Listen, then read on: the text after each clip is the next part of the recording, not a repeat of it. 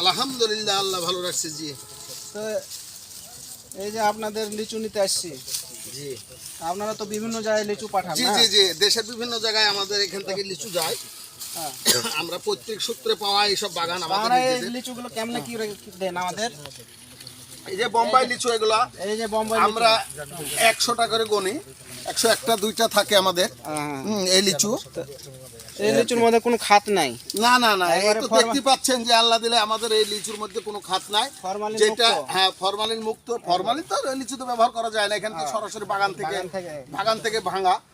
এখানে তো ফরমালিন অনেকে ব্যবহার লিচুতে সাধারণত করে না।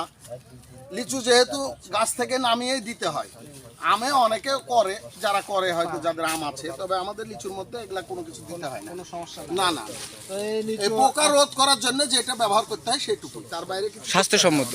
আচ্ছা, এই লিচু তো আপনার বাগান থেকে আমি